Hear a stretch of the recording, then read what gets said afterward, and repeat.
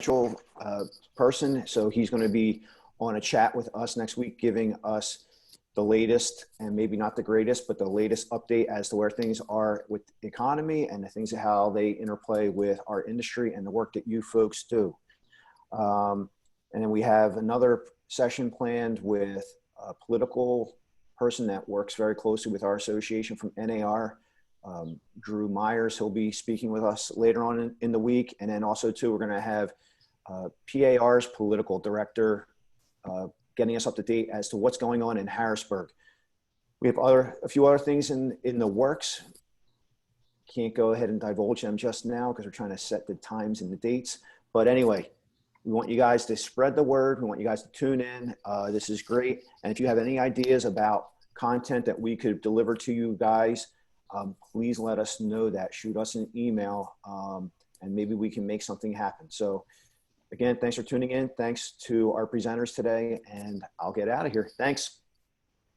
Thank you, Matt. Before we start, I see one person has the Tiger King background, and I love Joe Exotic. If it is Joe Exotic on this call, awesome. All right, just starting the introduction of the speakers. We have, as we had mentioned, the City of Philadelphia Revenue Department on this call. We have the leadership doing a presentation for us. We have the Revenue Commissioner, Frank Breslin. We have the Chief Revenue Counsel, Francis Rumel Beckley, and the Deputy Commissioner, Rebecca Lopez Kriss. The format of this presentation will go as follows. It will be the City Revenue Department taking over as for the presentation, and it will be moderated by Rebecca. And before we do that, couple of housekeeping. Just if you are logging in or you've just logged in, please be on mute so that there's a seamless presentation going on. And so Deputy Commissioner Lopez Kriss, you have the floor. Thank you, Summer. We really appreciate the opportunity to speak to you today.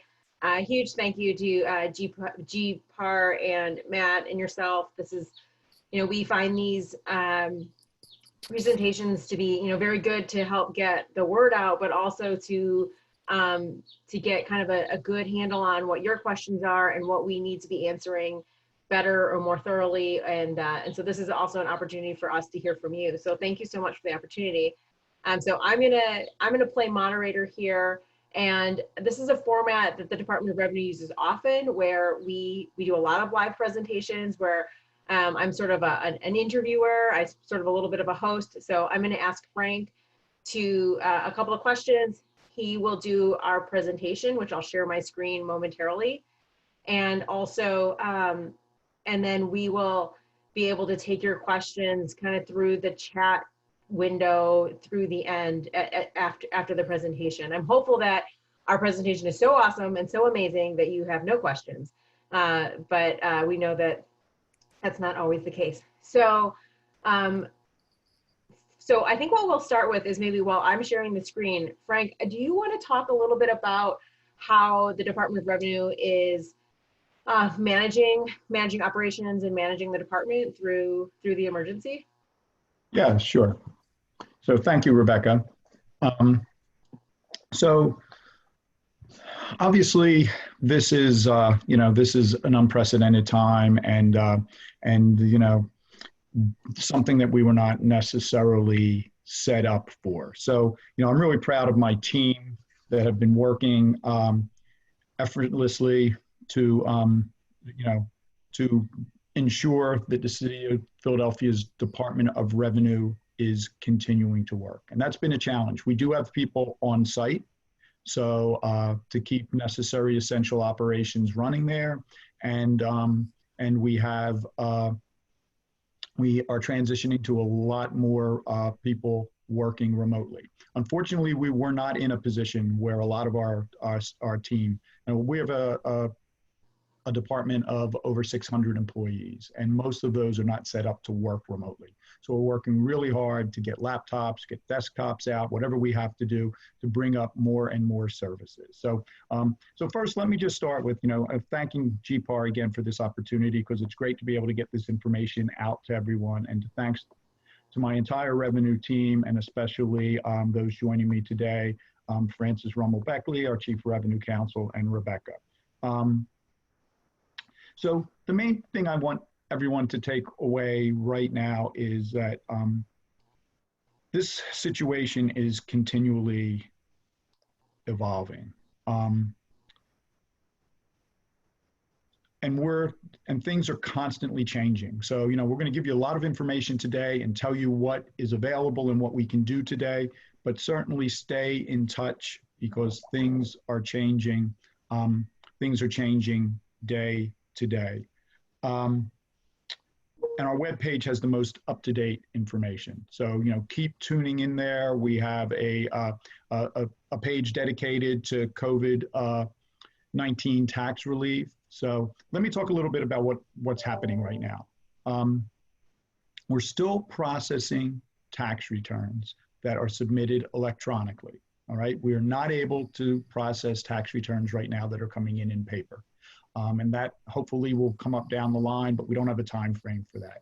So we're really encouraging everyone who has questions about how to file and how to pay and file electronically. We are currently, though, processing paper payments. So if you send in a payment, it will get processed. We're timely with that. I had a check-in today. We're within 5 days processing time, which is, our service level that we shoot for.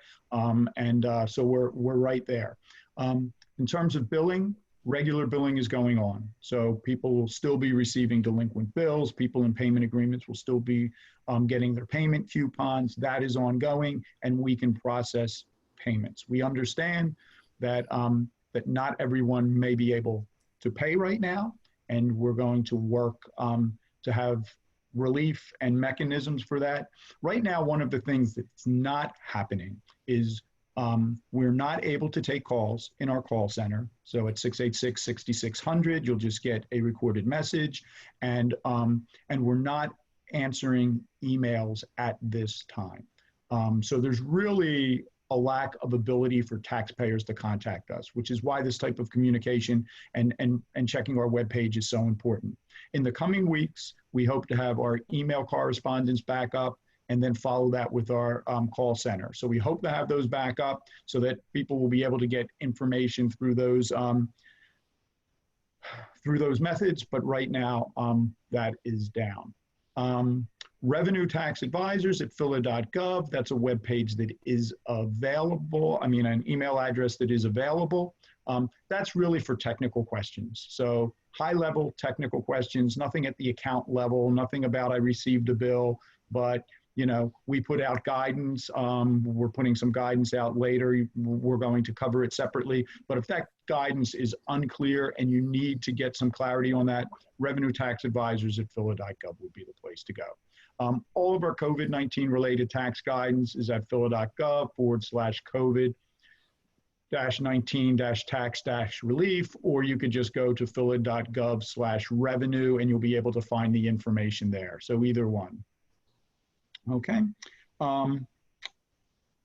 Moving along, enforcement. People are concerned with what's going on with our enforcement. So we've really halted most enforcement action. Our collection programs, which revolve around sheriff sales. Sheriff sales are not taking place right now. Our commercial activity license revocation process, our sequestration process. All of that is temporarily on hold. So although our bills are going out and we're encouraging people that can pay and agree with their notices to pay, and if they're in a payment agreement and they're able to continue payment, they should do that so that that doesn't breach. But right now, there's no enforcement action taking place. But they'll certainly make it easier for themselves if they're able to stay current. And rather than have to come back in and get back into a payment agreement or do something later on. We've suspended new placements of delinquencies with our outside collection agencies. So no one is getting sent to collection agencies. The accounts that are at collection agencies are staying there. We've informed the collection agencies to make contact by letter only. And that's kind of consistent with what we're doing. Delinquent bills are going out, but no outbound calls. So no one should be getting calls from collection agencies. And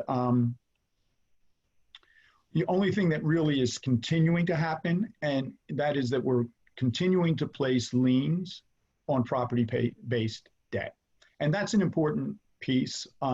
I think that, you'll probably agree that, most people want to see those liens in place if they're going through, or, if they're transferring the property, if they're making a settlement, whatever, those liens need to be current and accurate. So we're still placing those liens on the property.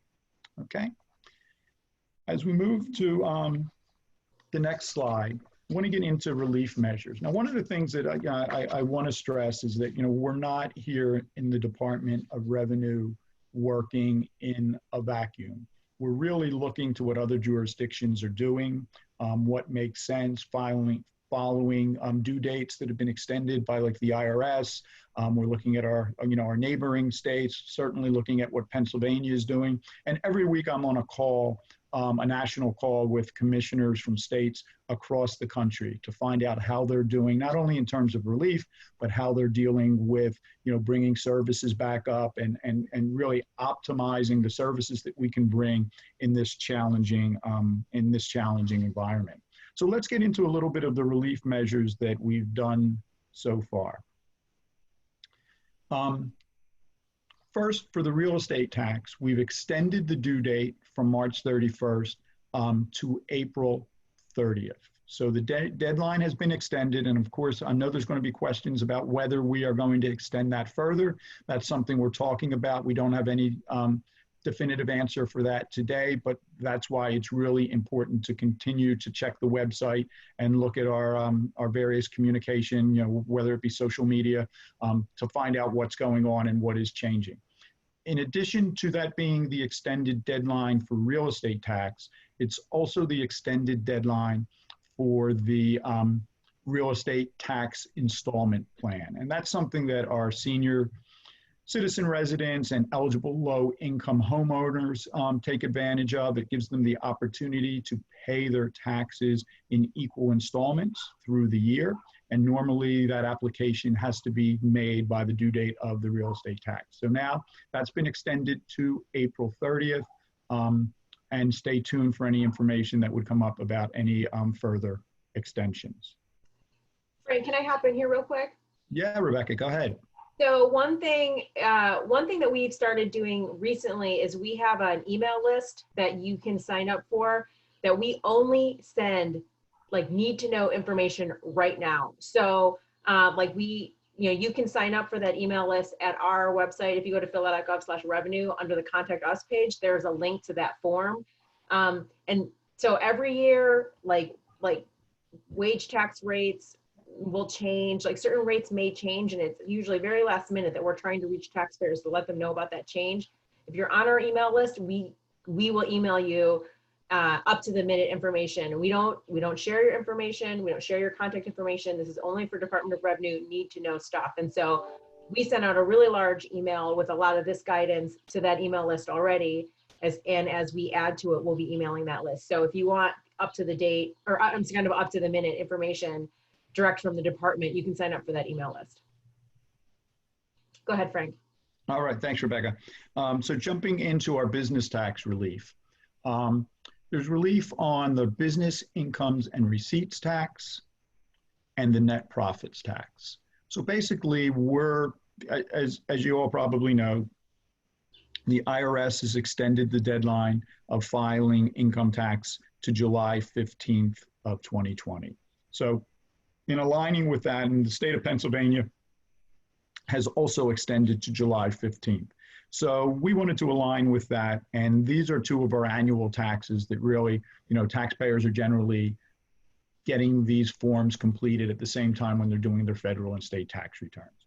So we have extended the payment for filing and paying the BERT and the net profits tax, as well as any extensions associated with those taxes. So I think the first estimate on the net profits tax is due in June. So that's been extended to July. And of course, the business income and receipts tax has a mandatory estimate at the time of filing at 4/15. That's been extended to 7/15, to July 15th.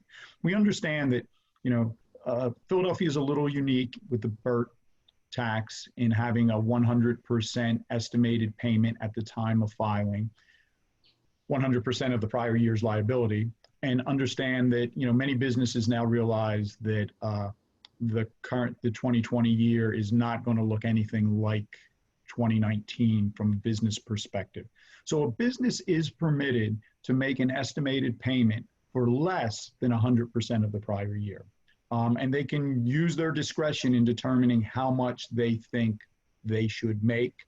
But they have to keep in mind that at the end of the year, when they file their 2020 return, if they've actually underestimated, then any additional tax due at the time of filing will have interest and penalty back to April 15th. So I mean, that is really important for, I think, businesses to understand that they can make that lower estimate, but they should do that with a little bit of due diligence so that they don't get interest and penalty. And let me just jump back to all of the taxes that are extended to July 15th. If payment is not made by July 15th, then interest and penalty reverts back to the original due date, which is 4/15. Okay? No additional action needs to be taken by businesses to get this extension. They don't have to file any kind of extension form. We don't want them to file any type of extension form. It's automatic. They have an extension till July 15th to file and pay the business income and receipts tax and the net profits tax. Let's move on to the school income tax. Now, the school income tax, this is a little different than the extensions I just talked about. What we're asking is for individuals to, well, the payment and filing deadline for the 2019 school income tax remains April 15th. But let me add a little to that. What we're asking taxpayers to do is, first of all, if they know what they owe and they can file their return, certainly to do that, and we recommend doing that electronically. Paying and filing electronically, but we realize that there's taxpayers who cannot meet this deadline for various reasons. So if they can't meet this deadline, what we're asking a taxpayer to do is to submit an estimated payment equal to the amount of their 2018 liability, what they would have filed and paid last year, and to remit that payment now. Then they have until July 15th to file the actual tax return and to pay any additional tax due, if there is any. If there's additional tax due, they can pay it at that time by July 15th, and there's no interest and penalty on that amount due. If the estimated payment exceeded the amount due this year, they can file for a refund. And there's no process that they have to do separate than filing the return. The return will show an overpayment, and they have a line on the tax return which gives them the opportunity to ask for a refund, and we'll send them that refund back, or they could apply it to the next year's tax liability. So it's a very easy process. Realize this places a little bit of a burden on taxpayers, and that this is a little different. But the money for all of these taxes goes towards essential services and the school district of Philadelphia. And it's obvious right now, more than obvious that, that those revenues are needed more than ever. So, so that's kind of the reason that this is a little bit different, but this money does go to the school district, and that funding is critical right now. All right, let's move to the wage tax. And this is really guidance that we're giving for our non-residents. Wage tax rules haven't changed, but what has changed is a lot of employees are now working remotely.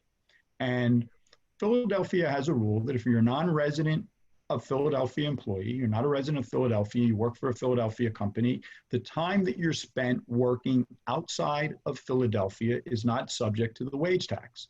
And predominantly that applies to not when you're working at home, but you may be working at other sites and et cetera, and you're not subject to the wage tax. When you're working outside of the city and you're working at home, there's a specific rule that comes into play. And that rule is if you're working at home for your convenience, your employer allows you to work at home, but you have a work location, that's your predominant work location, and you're working at home because it's allowed and it's your convenience, then that is taxable for wage tax. But on the other hand, if your employer requires you to work from home, there's employers that don't give their employees workspace, they require them to work at home, that really becomes their primary home, their primary work location becomes their home office, then that's excludable. That rule hasn't changed, but to put some clarity around it, what we're saying for the time of the crisis is people that are working from their home outside of Philadelphia, because of this situation, are deemed to be required by their employer to work from home, and they can exclude that from the wage tax. Two ways to do that. Your employer can, but does not have to, change the withholding and can stop withholding if you're working solely from home, or the employer can continue to withhold at 100% and leave it to the employee to file for a refund at the end of the year. And the reason that happens at the end of the year is because it requires the W-2, and we do the refund for the entire year. So when this ends, if that's the case, an employer withheld, and let's say everyone's back to work, hopefully by September, and we're back to some normalcy, too early to file for that refund. Have to wait until January when you have the W-2. You then file the petition for the entire year, and we'll process that refund and send the money. So that's how that works. We wanted to put some clarity around that. And I think that's really, really important right now. All right, let's move to use and occupancy tax. We're getting a lot of questions about that, and there's probably a lot of interest in this group, possibly with the use and occupancy tax. But basically what we're saying is, the business use and occupancy tax is a tax for the business use of commercial property in the city of Philadelphia. And it's based on the assessed value of the property. And what we're saying is businesses ordered to close as a result of actions by the mayor, and the governor really, are not subject to the U&O tax while access to their place of business is prohibited. So we're trying to establish somewhat of a bright line test here, where if your business is closed and you're not able to occupy it, you don't pay the U&O. I've been using the example, I'm working at home today, I have a furry little dog running around that needs to be groomed, and she can't be groomed because the dog groomer is not an essential business, I don't believe, and they're not open. So they should not be paying their U&O. There's lots of other businesses that have been deemed essential, and supermarkets and grocery stores are perfect examples, and they would be paying U&O. And people have asked the question, well, if I'm deemed closed, but I'm the owner and I go in and I'm just getting the mail and just checking on things, is the fact that I'm there going to make me subject to the U&O? No, you're a closed business. You've been deemed closed and you're not subject to U&O. We realize that there's going to be some businesses that fall into a gray area. There's some businesses that are deemed to be allowed to be open under certain scenarios or to some limited degree. So we'll be putting guidance out about those situations. And for anyone who needs specific guidance, they can contact that revenue tax advisors at phila.gov, that email address that you saw earlier in the presentation, and they'll be able to give some guidance. Of course, landlords who have collected the tax and don't remit because of this rule will need to return those funds to their tenants that they collected it from. This is an agency, an agency tax that they're remitting on behalf of the taxpayer, and so it's really the taxpayers' money. There's also the opportunity that for those that may have collected it and were unclear of this guidance and remit, to file refund petitions. And we have petitions out there on our website. You can get a refund petition and file. But right now we want to get this guidance. We don't know how long this will last, and we wanted to make it as bright line as possible. So, really refer to the mayor's order. I think we'll have some additional guidance up on our website on this today, and that guidance will also link to the mayor's and the governor's orders, so people can look to that for some clarity. Okay. So it looks like we have gone through our presentation. I don't see too much chatter on the Zoom chat. Summer, I'm going to unshare my screen so that it's easier. I think that's maybe easier for folks to be able to see everyone. Yeah, that's fine.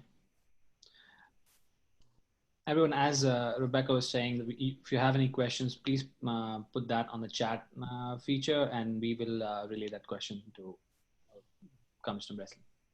I mean, I think this might it's kind of tertiary to this audience, but we are, Francis is here because we are, the law department is operating and is offering payoff amounts, and in any of those scenarios, if you've got transactions, they're still operating. So that's why we included Francis here. One of the questions that you had asked, Summer, was what about other taxes that are sort of, have there been other changes beyond what we've mentioned? For now, what we post on that COVID-19 website is what we have made changes to. So I don't want to muddy the waters and go through each individual tax, but like folks can expect that if it's on that website, that's the guidance that we're officially offering around a particular issue. I also had one question, which we had, I think, emailed you also, saying that, for example, the UNO tax or any other tax, when it is due, for example, suddenly a business becomes essential, and it obviously starts doing the operations. Will the tax be due just after that, or will they be given enough time to, get things in order and then pay the taxes? Francis, do you want to handle the language on this? It's my understanding that once a business is able to legally operate and they're occupying a space, then the use and occupancy would be due. Oh, Francis, you're muted still.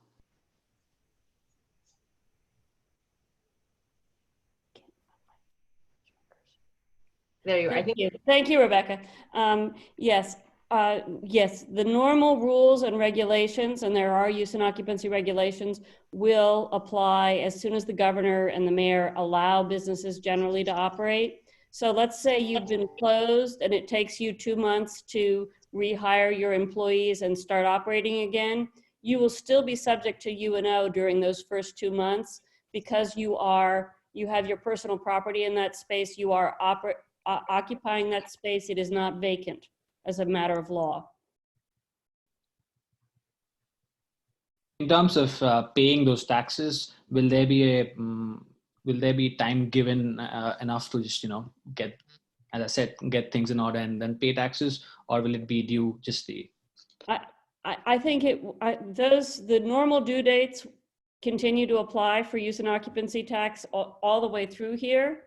On the flip side, I think if you have a situation where somebody's having trouble getting the money from a tenant and needs to have a slight delay in payment, you could certainly contact us, contact the law department and talk about a possible abatement for a specific situation. Yeah, and let me add to that, obviously we don't know when that will occur, and it could possibly occur not at the beginning of a month, which, would be ideal, and we would have a little bit of lead time. So I understand where there could be some challenges where generally landlords are collecting the UNO with the are collecting it with the rent, and the rent may already have been collected, or so there could be. We'll have to adapt to that situation and put some guidance out about that. But so stay tuned for that as we see when this occurs and whether it occurs mid-month and how that. There'll certainly need to be some guidance, and we'll put that out. And hopefully that happens, sooner rather than later, that everybody's able to get back. But we'll be on top of that, and we'll put out some guidance. Thank you. Rebecca, there's a question. You want to read it off? Sure. It looks like somebody's asking if we can elaborate on the BERT and NPT relief. So it looks like we pushed the due date. We've extended. We're honoring the federal extensions of the due date to July 15th. Is there any other form of relief that we can talk that folks can talk to their clients about? We're trying to be consistent with the IRS, kind of some of the IRS guidelines. So by allowing folks to not have to file and pay until July 15th, we think that is helpful. That's the relief on BERT and NPT at this point. Frank, do you want to add anything to that? No, just that we hope that that helps individuals be able to get their return prepared, and we want to encourage everyone to file by July 15th. That is the extension. We realize extending the payment date to July 15th may not work for everyone, that they won't be able to pay everything that's due because of financial challenges that are presented. So in that case, they should pay whatever they can, and then they should be in touch with the department about how to get in compliance. So they'll file, they'll report everything they owe, they'll pay whatever they can, they'll contact the department. By that time, we should have, hopefully we'll have, looked at our payment agreement terms and have payment agreement terms that are workable for people. But so just want to stress that, we're constantly looking at what's needed out there. Right now, we're not to that point yet. So the relief is the extension of the filing date. And truly, we encourage everyone to file. Do not file because you think it would be better if we don't know what you owe, and then file and pay whatever you can, and then come to the department for relief, because those enforcement mechanisms that we talked about, those enforcement actions that we talked about earlier that were suspended, they'll also be coming off suspension, and we don't want a business to complicate their problems by ending up in some kind of enforcement action. So come to us. And if I could add on to that, in a distinction that only accountants and lawyers could love, the due date, there is not a new due date on July 15th. We have allowed people that extra time to pay, but the due date technically remains April 15th, which is why you should pay what you can on July 15th, because anything that isn't paid on July 15th will accrue interest and penalty back to the April date, not from the July date. Right. So I think we'll be able to provide more information about payment agreements as we're able to resolve some of those issues. I think like everybody, the department's sort of flying very quickly to put information out, good information. And so sometimes some of these things take a little bit of time for us to work out all the details before we're able to make stuff public. Frank, we have one question around tax clearance. The question is that a person is concerned that will there be any help with tax clearance issues regarding getting licenses, specifically if there's been some sort of internal error, which Mr. Lublin, feels that that's kind of difficult to resolve. Normally, now we're especially hindered. Do you want to speak to that about some of our tax clearance efforts right now? Yeah. Well, first of all, we do have the tax clearance unit up and running. So, if there's a problem, with tax clearance, you should be able to contact the tax clearance unit. They should be able to work you through whatever that problem is. What people often, two things I'd like to clarify with tax clearance. sometimes people think that in order to get a tax clearance, they have to pay everything that's due or satisfy all their delinquencies. That's not the case. To get into a compliant status, you just need to get into a payment arrangement. So on a payment agreement. So, so that's the first thing. The second thing is, and especially during times like these, if you contact the department and start working with the tax clearance unit or working with, you know, whatever unit, you know, peripheral unit they work with to help get this cleared. If you have something that's time critical and you're working with them to resolve it, they can get you into a cleared status. So as long as you're working in good faith with them to clear it up, sometimes the issue is really complicated. It could take weeks to clear up.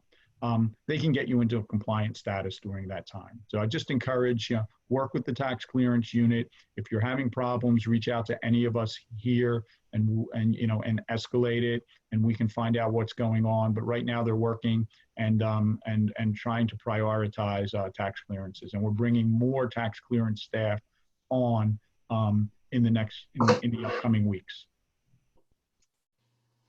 We got another question about UNO that's kind of revolves around annual filers. And I just want to let folks know that if you are an annual filer, we will be we're kind of putting together some guidance now for folks who are annual filers and have tenants who've been mandated to close. So there's definitely like we'll be putting together instructions or guidance around obtaining refunds for those scenarios. The question in the chat is pretty specific. And so if you have a very specific UNO scenario, I encourage folks to reach out to revenue tax advisors at phila.gov. And we have kind of an internal committee to review some of those questions and make sure that we're getting this right. So we will definitely be handling those scenarios. I mean, ideally, we put out guidance that's clear enough that people understand what they need to do. But in sometimes some weird scenarios, we understand that we need to answer those questions individually. Rebecca, I was trying to find the email that you just talked about. Can you just paste that, copy and paste the email that you just mentioned? Oh, the form for it? Not the form, the email that you had, revenue tax advisors. Oh, sure. Yeah, I'll put that in the chat. Yeah. And it's also in the presentation. So Summer, are you planning to send out the PDF of the presentation? We can do that if you guys don't mind. We can. We are okay with if you guys are okay with me sharing this. As I had mentioned in the chat, this session is also being recorded, so we probably will be sharing with everyone. Matt, just want to know, would we be sharing this on social media? We'll post it someplace and we'll communicate to our membership where they can get access to things. Some of the presentations have been recorded and others haven't. But we'll make sure that we message that properly to our folks and put this in a place that's accessible to them. So for the gentleman in the chat who's still having some tax clearance issues, if you want to reach out directly to me, I can help triage where that needs to go. And for anyone in the call, my email is rebecca.lopezkriss@phila.gov. And I can put that in the chat as well. And I would add in to that if you have been, all of my attorneys are working remotely, but they do not get their phones are not forwarded.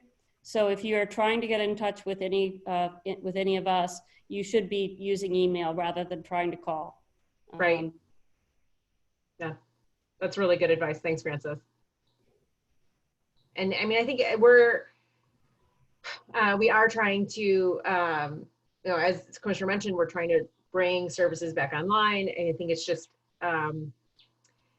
you know, no, there are not 50,000 spare laptops anyplace in the United States. So we're working as quickly as we can to put together the technology that will allow us to bring more services online.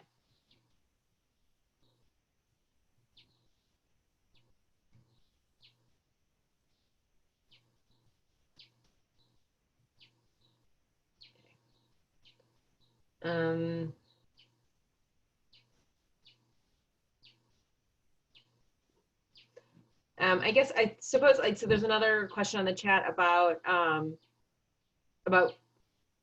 getting someone to get a more clear answer. And I think that I'm happy to answer any specific questions sort of offline or get them answered or ensure that they're answered. So you have my email address. I'm happy to talk with that, to talk about any issues offline.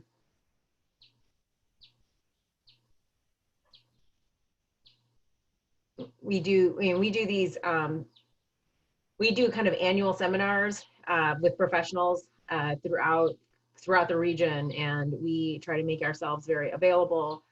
So please don't hesitate to reach out to me. It might sometimes be slow, but I try not to be.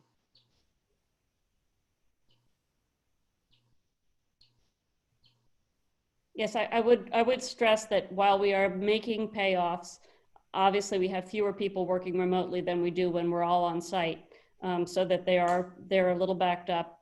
They're going a little slowly, but they are getting done. Yeah. I think there is no questions anymore. So there's one housekeeping again. If you have any thoughts and opinions about this chat, please private message Matt Braden. And there's one question. Updates for L&I, permitting, obtaining UNO, and construction updates. Mr. Counsel, I'm not sure that we're able to answer that question. Can we talk about updates for L&I, permitting, obtaining UNO? You mean certificates for occupancy and construction updates? Unfortunately, we're not able to speak to issues at L&I. I know that I don't even know what services they have online right now, unfortunately. I'll jump in here. So there is some functionality with L&I right now. Obviously, counter service is not up and running. We have communicated to our membership what is available. Remember, just as the other folks here from Department of Revenue have said, working remotely is not like working in the office. Definitely the government is set up to work in their usual brick and mortar locations that are around Center City and not all throughout the entire city. So they are connected though, and some of the things that you're trying to access is available. You have to go via online. With that being said, we have reached out to L&I to see if we can get them onto one of these chats. So stay tuned on that front, so we can have an opportunity for you guys to get direct answers from the source. All right, I'll just finish my thought that I was saying. If you have any opinions and thoughts about this Zoom session, please private message Matt Braden here. And if there are no more questions, thank you so much, Rebecca, Commissioner Breslin, and Counsel Beckley. This is a really informative session. Thank you for coming in.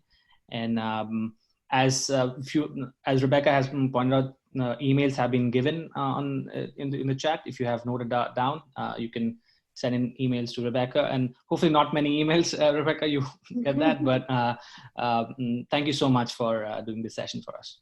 We really appreciate the opportunity. So thank you for the invitation to speak. And if we can be helpful in the future, we would like to be. And I hope everyone stays safe, stay home, sign up for the COVID text messages. So we hope everyone stays safe during this time. Thank you. Thank you, everyone. Thank you. Bye. Thank you. Bye-bye.